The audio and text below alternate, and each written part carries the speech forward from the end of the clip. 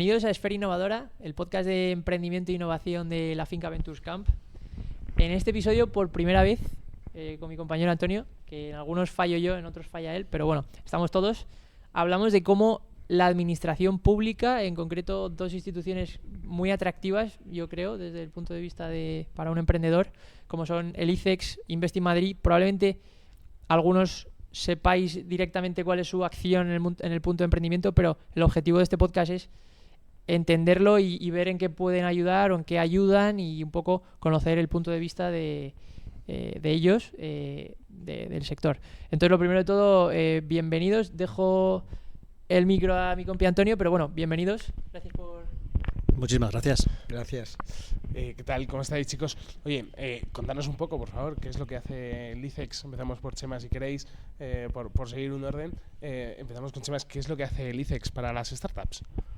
Pues, en primer lugar, muchas gracias por invitarme. Y para las no startups. Y a las no startups, pero principalmente startups o actores del ecosistema de emprendimiento tecnológico innovador, porque yo creo que tratamos de acompañar a todo tipo de actores porque todo suma, ¿no? Bueno, pues gracias por la invitación a compartir un poco lo que hacemos en el ICEX esta tarde aquí en Madrid. Pues básicamente hacemos lo que hacemos para otros sectores, porque el emprendimiento ha subido el estatus en ICEX y es un sector como son el agroalimentario o el sector del ferrocarril, es decir, sectores en los que España pues tiene mucha presencia internacional. El emprendimiento le damos el mismo estatus en el ICEX y buscamos la internacionalización del ecosistema de emprendimiento tecnológico innovador. Es decir, ni fomentamos el emprendimiento, porque lo que animamos, lo que acompañamos es la internacionalización del emprendimiento, ni, me gusta decirlo también, damos subvenciones, ¿de acuerdo? Lo que proponemos es acciones de valor añadido encima de la mesa para que el ecosistema se enriquezca, ya sea porque escala hacia fuera de España o porque recibe talento internacional que viene a sumar, ¿no?, y a enriquecer el ecosistema que tenemos en casa. Vale, luego te voy a poner un caso práctico.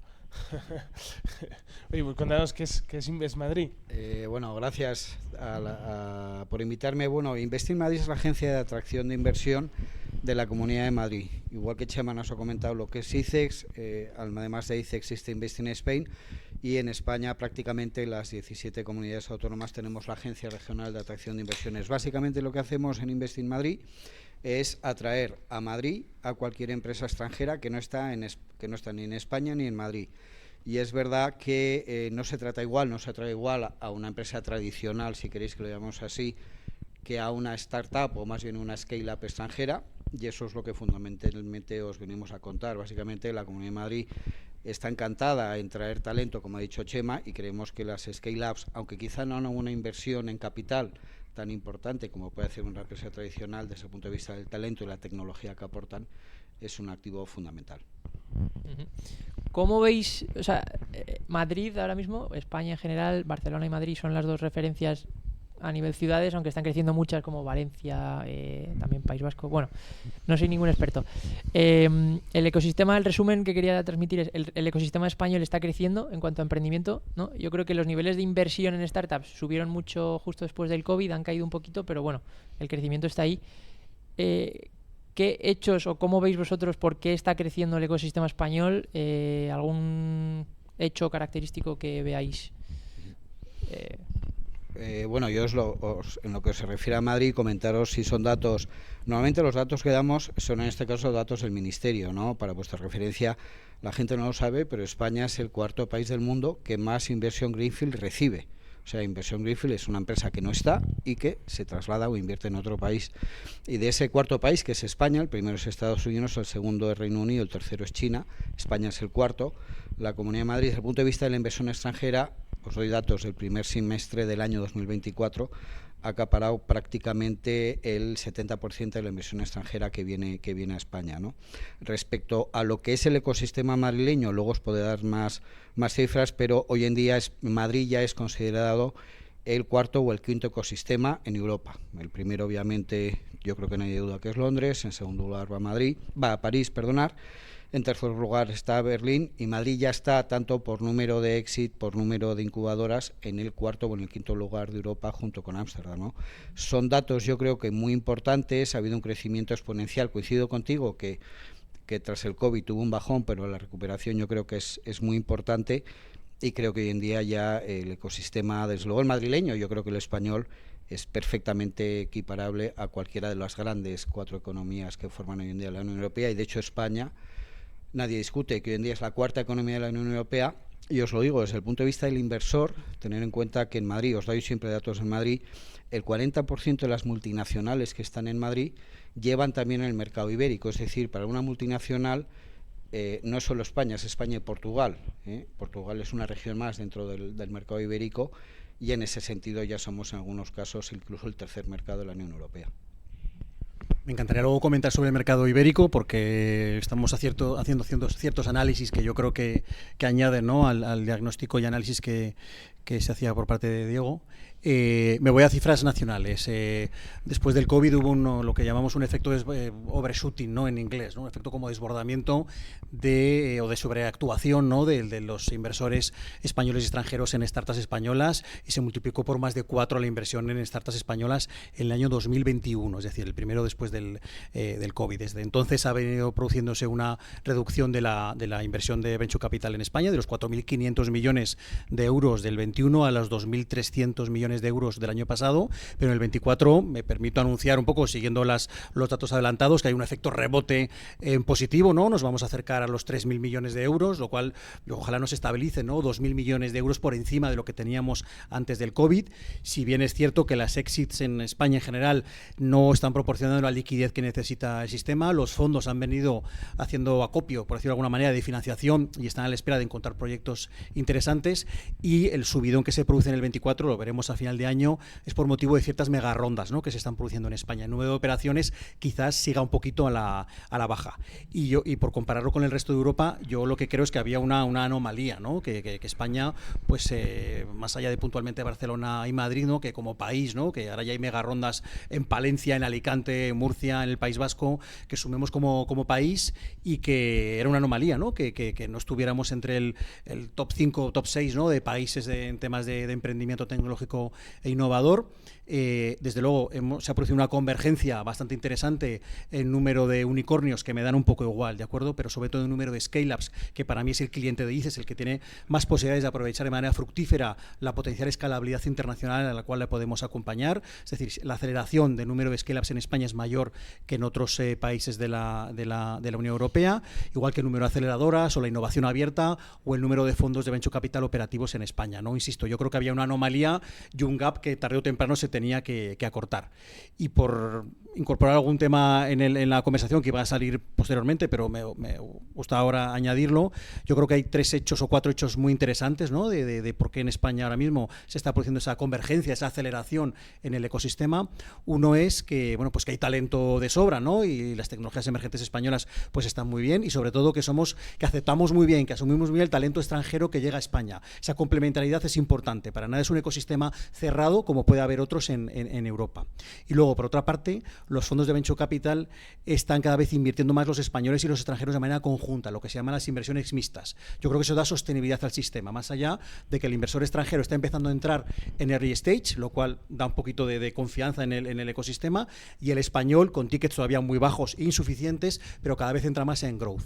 Y finalmente, las corporaciones españolas, el corporate venturing, etapa final de la innovación abierta, que en España realmente es más que una moda. Hay el 80% de la gran empresa española ya tiene procesos de innovación abierta, que muchos de ellos están canalizándose hacia inversión de corporaciones en startups.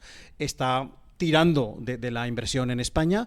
Y luego el sector público, por decirlo también hasta ahora solo el ICO con los Fondico Global es el que tiraba un poco de ser catalizador de la inversión privada, y su impacto era interesante, pero claramente insuficiente. Ahora hay cierta proliferación de fondos públicos de venture capital, de inversión en startups, tanto de Cebeti como de los nuevos fondos Nextech, como, insisto, otros fondos que estarán proliferando también, que enviamos a Europa y que nos devuelve el Banco Europeo de Inversiones o la European Innovation Council, que yo creo que están ahí, y el 25 puede ser el año clave para consolidar un poco el ecosistema español. Podríamos cerrar aquí. Tenemos muchas más cosas que contar. Más para seguir. Sí. No, desde luego. Yo me quedé con un dato que me ha sorprendido. Ha aumentado mucho el el capital que se ha invertido durante este año y sin embargo muchas menos startups. Bueno, no sé si muchas menos, pero por lo menos startups. Cuando estamos en un momento donde cada vez hay más incubadoras y cada día es más fácil emprender, es decir, testear una idea en el mercado con una página web gratuita que puedas hacer. Así lo hicimos nosotros, desde luego, no es tan difícil. ¿Por qué creéis que los fondos privados, en este caso, independientemente del origen del dinero, si es capital externo o no, ¿por qué creéis que están invirtiendo en menos startups? Se está produciendo un número de operaciones que hemos dicho que no sube, ¿no? Porque hay mega rondas que están impulsando la inversión en España, ya se verán las cifras del 24. Bueno, pues insisto, yo creo que sí que hay proliferación muy interesante de startups españolas. Es un sector súper dinámico. Sabemos que se mueren muchas startups, nacen otras startups y al final el ciclo es siempre parecido, ¿de acuerdo? Primero la startup yo creo que tiene que aprender, todos tenemos mucho que aprender, ¿vale? Y aquí estamos hablando de startups, nosotros los primeros que tenemos que aprender, pero las startups tienen que aprender a contar lo que hacen, porque hacen una cosa que está muy bien, ya sea un producto, un servicio, deep tech, tecnología de otros pero adaptada a un sector, es decir, lo que hacen tiene que aprender a contarlo mejor de lo que lo hacen. En segundo lugar, los proyectos que lanzan las startups tienen que ser escalables, ¿de acuerdo? O sea, deben tener amplitud de miras y ser escalables primero nacionalmente y luego, ojalá, potencialmente internacionalmente. Y tercero, lo que buscan los inversores cuando analizan una startup es sobre todo facturación, ¿no? Entonces, hay que también encontrar el momento de poder contactar con los inversores que tienen dinero fresco, por decirlo de alguna manera, para invertir en startups con unos estados, ¿no? de situación, de balance o de cuenta de resultados que muestre ya facturación, ¿no? Entonces, sin facturación es complicado que un fondo de inversión se fije en ti. Por eso el mercado ibérico, que es sumar un mercado pequeñito como es el portugués a un mercado grande y con gran potencial como es el español, es especialmente interesante para los inversores, ya solo uno con la parte de ibérico. ¿Por qué? Porque no solo una startup ha estado centrado en su propio mercado, es decir, en España sabemos que tenemos un montón de diferentes regulaciones, ¿de acuerdo? Pero fijémonos un poco en el país, ¿no? No solo ha logrado facturar en un país que tiene una regulación concreta, sino que ha entrado en otro mercado, el portugués. Ese salto de calidad, que es estar en dos mercados frente solo a uno, por mucho que sea mercado ibérico, parecido pero con diferencias, eso es muy valorado para los inversores internacionales, por añadir un poco ese matiz ibérico que nos parece algo digno de explotar. Sí, yo simplemente refrendar lo que ha dicho Chema, tener en cuenta que es una invitación que hacemos a las startups que empiecen a internacionalizarse, porque en el momento que te internacionalizas amplías la facturación y yo creo que hoy en día a ver, es una opinión personal, ¿no? Pero yo creo que os hablo del inversor extranjero, ¿no? Que es el con el que yo me relaciono. No conoce el potencial de la economía española, de la economía madrileña y de nuestras scale-ups, ¿no? Yo creo que, por ejemplo, temas que me imagino que pueden salir en cualquier momento, la gente no lo sabe, pero España es, junto con Reino Unido, el único país que ya tiene en vigor una ley de startups. Las ventajas que la ley de startup española ofrece a una startup española como una empresa extranjera son espectaculares en temas de impuestos de sociedades, de el tratamiento fiscal, de las stock options. Es decir, yo creo que hay muchos instrumentos que no son del todo conocidos por las propias startups españolas que hacen además que España sea un destino tremendamente atractivo, ¿no? Un tema que ha comentado Chema fundamental, ¿no? El talento. O sea, yo creo que aquí en España tenemos no solamente la normativa que tiene prevista la ley de startups a través de NISA, oye, tenemos la ley Beckham, tenemos la Comunidad de Madrid, hace escasamente un mes aprobó en la Asamblea una deducción del 20% de la parte regional del IRPF. Y ha salido en prensa que esa es una ley que hemos sacado para ricos. No, es una ley para atraer talento.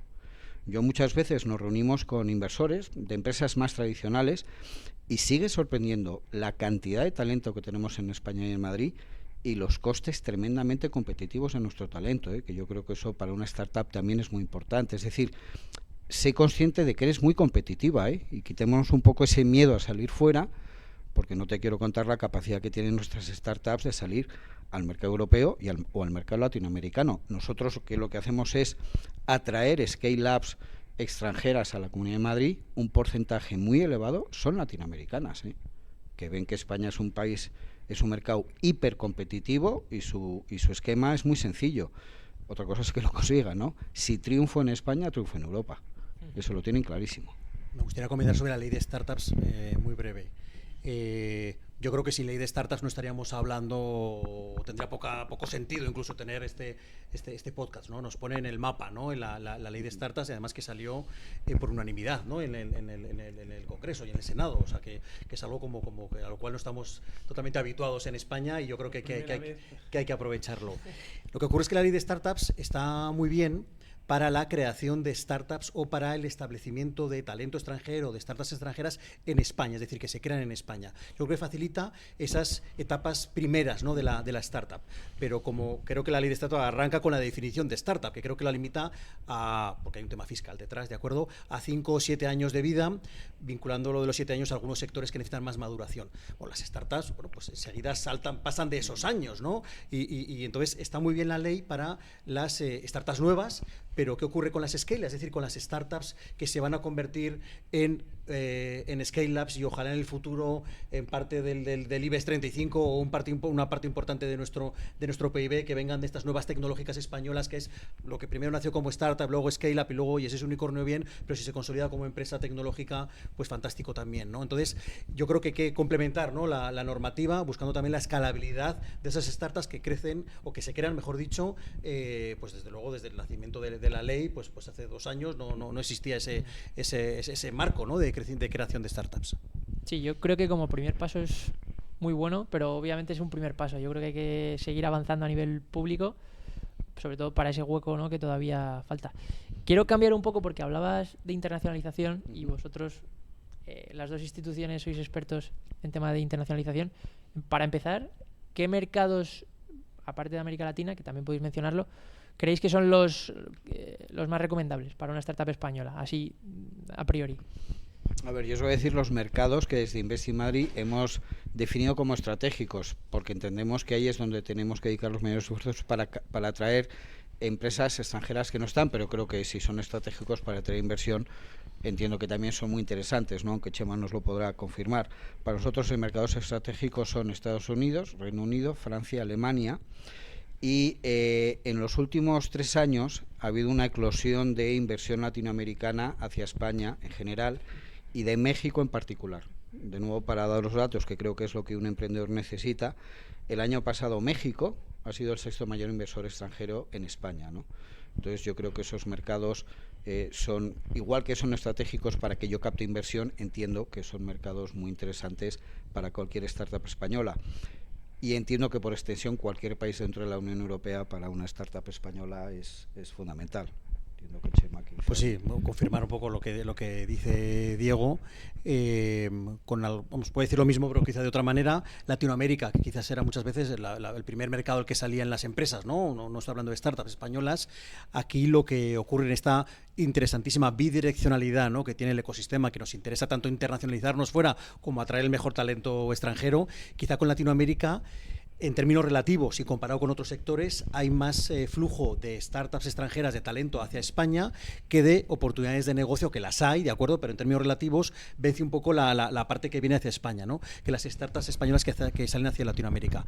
Brasil y México, siendo ecosistemas complicados, son los que más oportunidades de negocio ofrecen a las startups españolas. Quizás en otros países latinoamericanos falta un pelín de madurez tecnológica e innovadora que la startup española a veces se le queda corto, ¿no?, en las conversaciones o la oportunidad de negocio que se les ofrece desde Latinoamérica. Desde luego en ICEX, Europa, los países que tú has comentado, pero al final toda Europa es un campo, ¿no?, de expansión internacional para la startup española. Yo creo que más natural casi que Latinoamérica en el caso de la startup. Sin duda Estados Unidos, que necesita un acompañamiento especial, porque en Estados Unidos están acostumbrados primero a que una startup le pida 25 millones de euros o 100 o 50. Claro, la startup española va con tickets mucho más pequeños y están acostumbrados a valoración de startups mucho mayores que con las que viajan las empresas españolas. Entonces se genera ahí una potencial tentación, ¿no?, a que el fondo americano pues se genera ahí una serie yo creo que la empresa es soberana, ¿no?, y nosotros estamos para acompañar. Y al final que no vamos a poder ponerle puertas al campo, ¿no? Entonces si una startup española acaba convirtiéndose en startup americana, pues a priori para nosotros no es lo deseable, lo respetamos y además vemos efectos muy positivos de lo que hace luego el emprendedor español cuando es adquirido por una empresa americana. Tenemos algún caso de unicornios americanos, pero que el origen es español, que luego han creado en España pues 5 o 6 spin-offs o 5 o 6 startups, generando muchísimo empleo a partir de esa experiencia, ¿no?, de que una empresa americana pues te adquiera o que te convierta en americana, ¿no? Entonces, en América, Estados Unidos es mercado clave. Bueno, pues por las circunstancias actuales pensamos que México y Canadá, por ser países limítrofes con Estados Unidos, son un ecosistema interesante para el aterrizaje de startups españolas. Y luego Asia puntualmente está muy lejos, puntualmente Japón, puntualmente Corea, puntualmente Singapur, pero poco a poco y es más difícil porque allí no somos referencia para prácticamente nada, ¿de acuerdo? En Asia. Entonces, si ya cuesta poner el mapa el ecosistema español, viendo la convergencia que está viendo en los últimos años, hay que trabajarla muchísimo. En Asia estamos aún lejos de mostrar, ¿no?, cómo estamos en el mapa europeo y en el latinoamericano y mirando a Estados Unidos también. Entiendo que Latinoamérica, Portugal, como comentabais antes, por un tema cultural, cercanía, idioma, etcétera, debería ser relativamente más sencillo para el emprendedor, sobre todo por la parte cultural. Pero a mí, escuchándoos, me surge una pregunta. ¿Qué tiene que mejorar España? Porque yo he tenido la suerte de viajar bastante a lo largo de mi vida y no... O sea, la imagen que vosotros contáis, que a nivel empresa, efectivamente, tenemos empresarios, no hablamos ya de startups, tenemos empresarios que son envidia en todo el mundo. ¿Qué tiene que mejorar España? A nivel imagen, no. O sea, todo el mundo quiere vivir en España, eso es una realidad. Como en España no se vive en ningún sitio. Pero ¿qué tiene que mejorar España para poder llegar a competir con Estados Unidos, con Londres, como Londres está aquí al ladito? O sea, no es tanta locura, ¿no? ¿Qué creéis o qué entendéis que puede mejorar España para llegar al siguiente nivel en este sector? ¿España o los emprendedores, no? No, España. Bueno, España y los emprendedores, entenderme. Lógicamente estamos hablando de empresas. Yo creo que hay una... Normalmente nosotros hablamos de la información imperfecta cuando salen nuestras empresas fuera y entonces les falta información y hay que dársela. Pero lo hago a la inversa. Yo creo que hay una información imperfecta sobre lo que está pasando en España. Y a mí me gusta fijarme, insisto, en todos los actores del ecosistema, ¿no? Entonces, por contar las corporaciones españolas. Las corporaciones españolas que en determinados sectores son líderes mundiales, energía, medio ambiente, infraestructuras, trenes, somos líderes mundiales. Estamos haciendo muchísima innovación puertas adentro y puertas afuera. O sea, insisto, hay estudios que nos dicen que ya el 80, 90, 85% de la corporación española, sin entrar en las pymes, que es un mundo aparte y que daría también que hablar, y tenemos programas un poco para fomentar la innovación abierta en la pyme con mucha prudencia, pero pensamos que es parte del futuro. La corporación española ya desarrolla toda esa parte innovadora. Y nos cuesta explicarlo, ¿no? O sea, una empresa española puede tener un impacto comercial espectacular en Estados Unidos o en algunos países asiáticos y le falta explicar esa parte, o sea, nos falta explicarlo entre todos, ¿no? Esa parte innovadora que además es un win-win y que se vende súper fácil. O sea, esta empresa que quiere construir un puente en Singapur es que además tiene un departamento de innovación abierta brutal que puede buscar tecnologías en Singapur para mejorar su competitividad. O sea, eso se vende muy fácil, pero hay que conseguir lanzar ese mensaje, ¿no? Y desde el punto de vista de los fondos de Venture Capital, insisto, estamos en un momento clave en el que hay miles de millones, 4.000 de los fondos Nextech.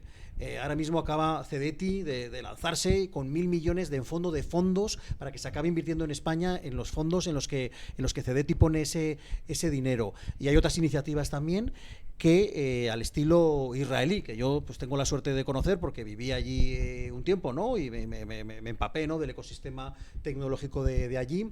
Lo que en Israel era normal en los años 90, de que por cada euro privado el sector público ponía un euro para seguir haciendo crecer a la empresa que financiabas. Esto en España ha llegado desde hace muy poco. El ICO lo hacía puntualmente con sus programas Fondico, en fondo de fondos, pero ahora, insisto, hay miles de millones para invertir un euro privado, un euro público. Entonces se trata de poner los proyectos, las startups con un proyecto estratégico, en inteligencia artificial, o Deep Tech, o Deep Science, o unos proyectos interesantes que el sector público lo vea de interés. Yo creo que estamos también bajando un poco el listón de en dónde nos metemos, bajando el listón en positivo, acercándonos a la realidad del mercado y catalizar de esa manera fondos privados españoles y que vengan acompañados de fondos privados públicos. Yo creo que esa es la clave, y el orden lo he dicho adrede, fondo privado español y luego fondo privado extranjero. Fondo extranjero es interesantísimo, y yo, que Invest in Spain está dentro de mi casa, no estoy aquí con Invest in Madrid, no lo voy a negar, pero nos interesa que el fondo extranjero también entre cuando haya ya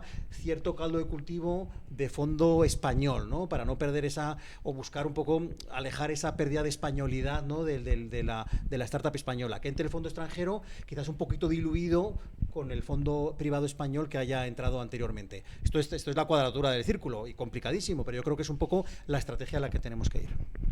Yo un poco retomando el comentario que nos has hecho, ¿no? Que tenemos que mejorar España, en España se vive muy bien, pues yo creo que deberíamos hacer dos cosas. Lo primero, empezar a creernos nosotros mismos lo que somos.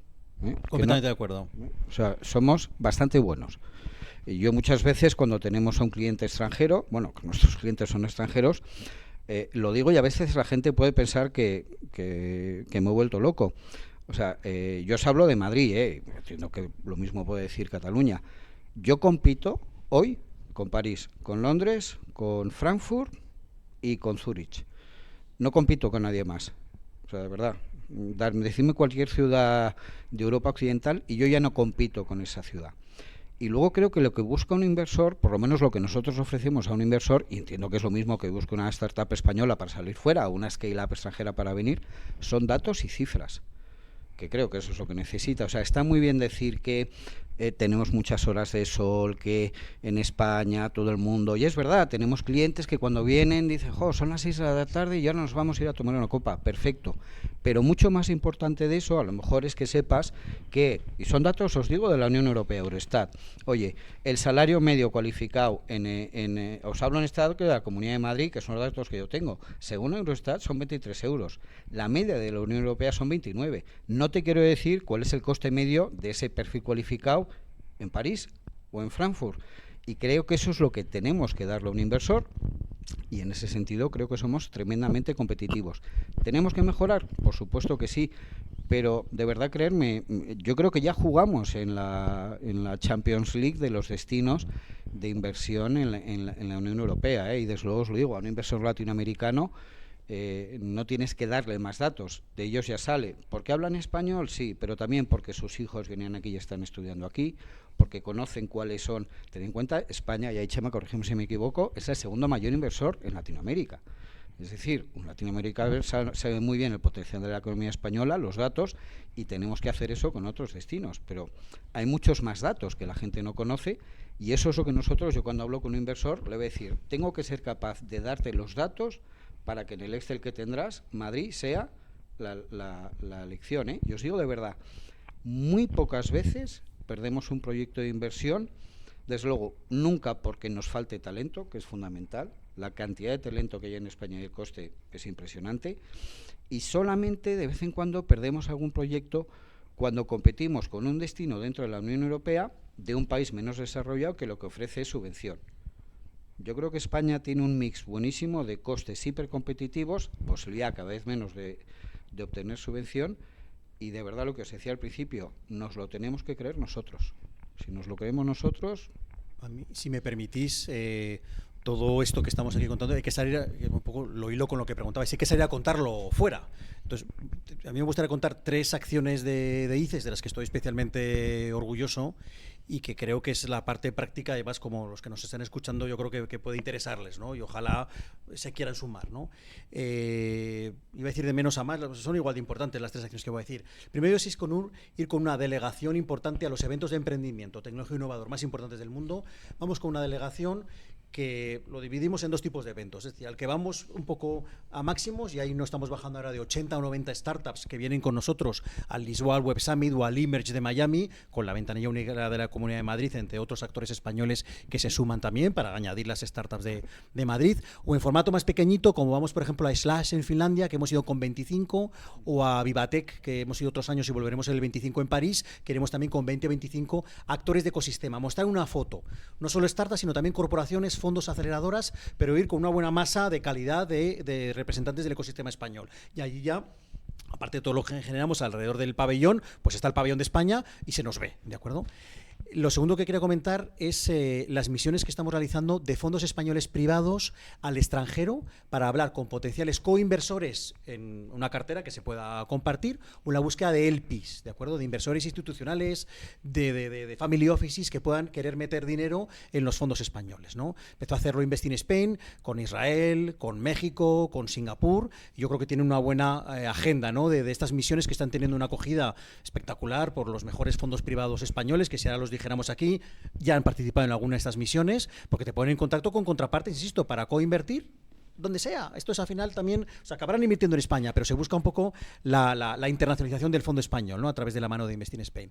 Y luego el programa, además lo lidero yo directamente con mi equipo, se llama un programa Desafía ICEX, lo hacemos con Red.es, que nos llevamos delegaciones de entre 8 y 12 startups, 2 semanas de trabajo, con lo cual el costo de oportunidad del C-Level que nos acompaña es importantísimo y tenemos que ofrecer valor añadido, porque si no, no vendría nadie, y siguen viniendo, y han venido 320 startups españolas a participar en los diferentes programas de inmersión en 12 ecosistemas que hemos tenido en el año 24, que hemos visitado, pues San Francisco, Singapur, hemos ido a Suiza, Londres, Berlín, Nueva York, Boston, verticalizado en muchos casos, y nos vamos 2 semanas para tener allí, pues sin parar, de manera muy intensa, dejando un ratito para trabajar con España, para no perder el hilo, porque si no, no vendrían tampoco los C-Levels, por mucho que fuera interesante lo que ofrecemos, pero reuniones de trabajo, de conocer cómo se funciona en San Francisco, en Boston, Nueva York. En Nueva York es ciberseguridad, en Boston es biotech.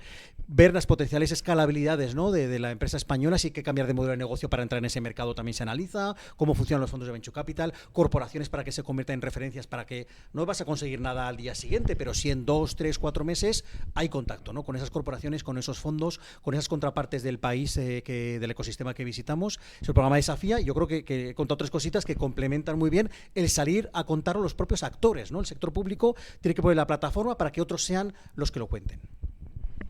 Y este último programa, ¿qué requisitos, si una startup quiere aplicar, por ejemplo, para ir al programa de inmersión, qué es lo que buscáis? Pues buscamos startups que hayan facturado ya y que tengan potencial de escalabilidad en el ecosistema al que vamos, ¿no? Y para eso analizamos tanto la cercanía, la potencial escalabilidad que analiza un partner local que tenemos, el equipo lo valoramos también, y una serie, como digo, hasta de 5 requisitos. Es por concurrencia competitiva, entre comillas, se presentan las startups, las hacemos un ranking, y las 8, 9 o 10, dependiendo del programa, son las que acceden a tomar parte en el programa. Y de media recibimos entre 20 y 30 solicitudes por programa. Eso dice que tenemos que está muy bien, pero tenemos que hacer que penetre más en el ecosistema español y que se conozca más. Y para eso, bueno, pues tratamos de tener aliados que lo difundan entre sus participadas, o entre sus aceleradas, o entre sus incubadas, o las que estén dentro del ecosistema con el que contactamos para que muevan este programa de Desafía. Uh-huh. Bueno, sí, ¿quieres hacer una pregunta a esto? Dale. Que le iba a preguntar a Diego. Sí. Nada, quería un poco en línea con esto, ¿qué iniciativas tenéis vosotros? Porque yo creo que es muy interesante conocer lo que hacéis en ICEX, y también es muy interesante conocer lo que se hace en Invest in Madrid para cualquier emprendedor. Entonces, por tener toda la información, ¿qué hacéis desde Invest in Madrid? Yo hay que comentaros, y le agradezco a Chema que la haya mencionado. Tener en cuenta Invest in Madrid, como os he dicho al principio, es la agencia regional de atracción de inversión hacia la Comunidad de Madrid. Pero también donde estamos nosotros, en O'Donnell 12, existe la ventanilla única de internacionalización. Es una entidad que también depende de la Consejería de Economía, y que lo que hace es ayudar a la pyme madrileña en general, incluyendo a la startup madrileña, a salir fuera.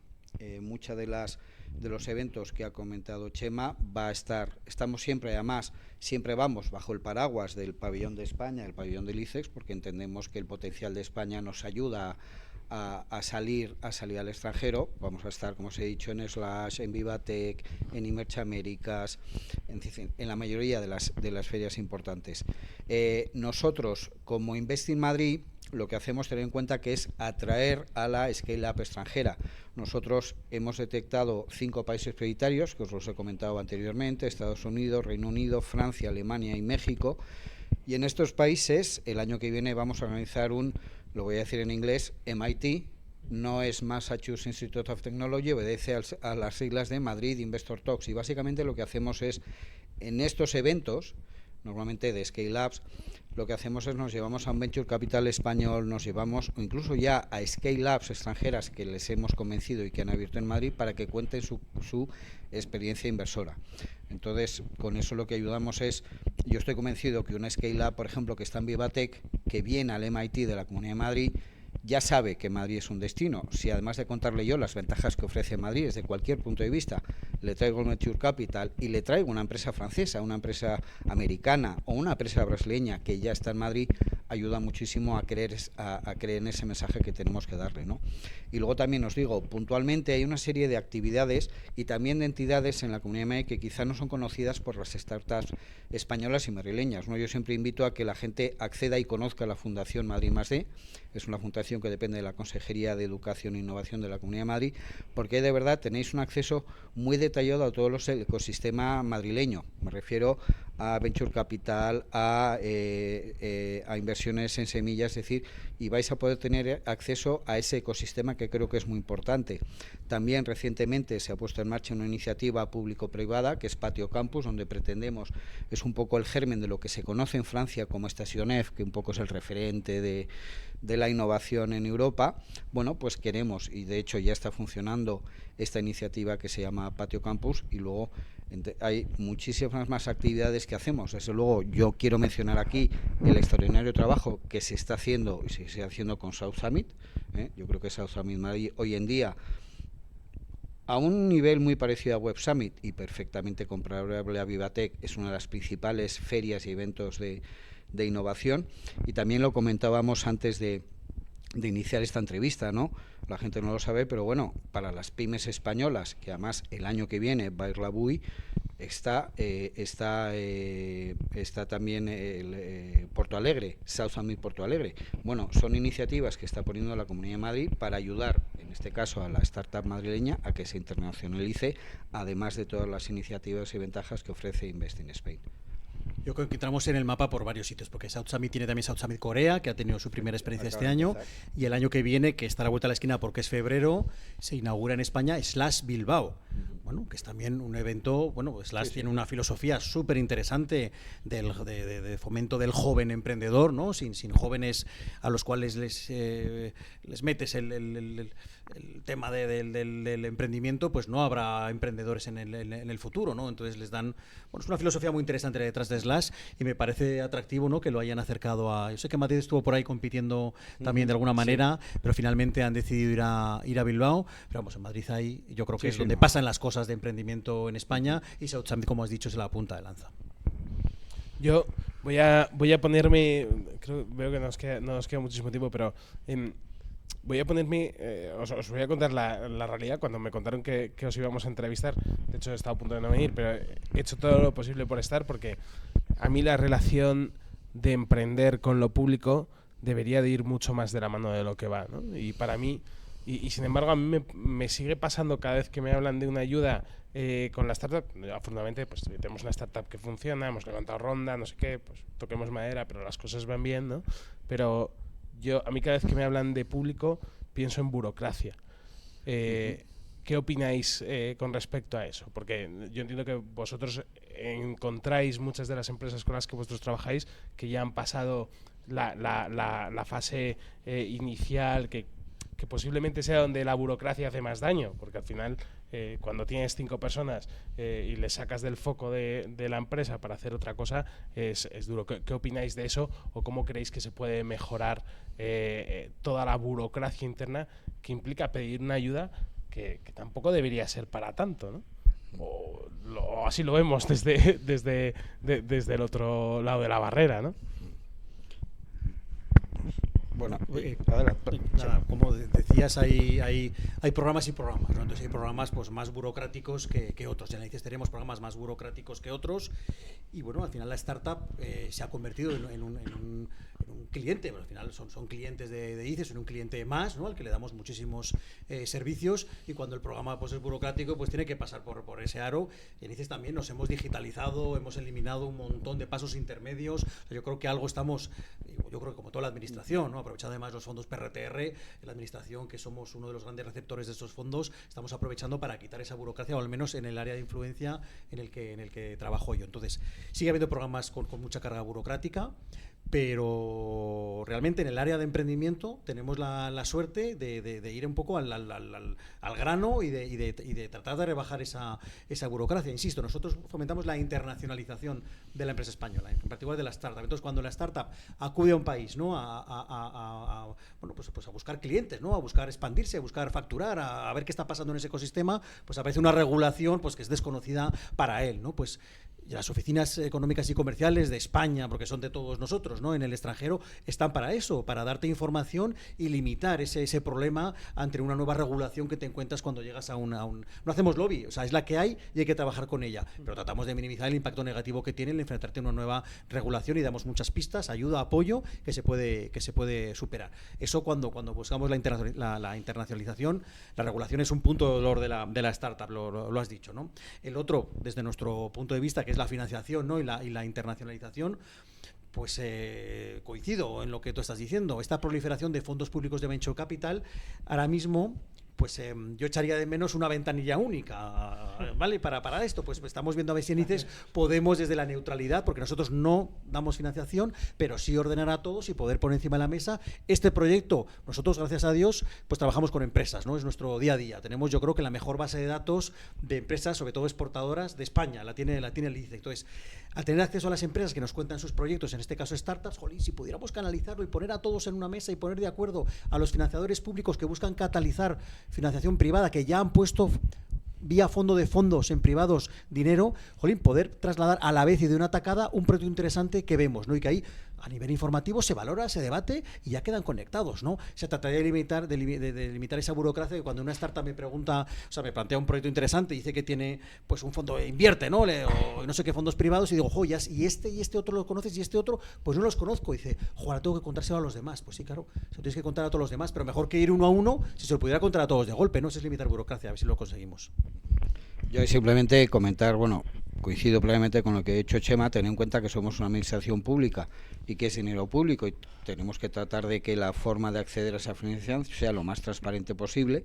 Es verdad que en algunas ocasiones puede resultar tedioso, pero sí os digo que por lo menos en la Comunidad de Madrid en el último año hemos establecido una serie de medidas para evitar la hiperregulación, y con eso hemos conseguido que cerca de 300 normas que había, que se duplicaban, ya no existen. A pesar de todo, yo creo que tiene que ser bueno que haya, al ser dinero público, un cierto control, pero estoy contigo, siempre es buen momento para mejorar. Y como os he dicho antes, y hablando de Madrid, qué es lo que conozco más en detalle, oye, pues entidades como la Fundación Madrid por el Conocimiento quiere ser esa ventanilla única que por lo menos cuando una startup madrileña quiera recurrir a ellos le puede explicar cuál es el ecosistema, y dentro del ecosistema está la asistencia o no de ayudas. Y lo que tratamos respecto al empresario y a la startup es molestar lo menos posible. No sé si lo estamos consiguiendo.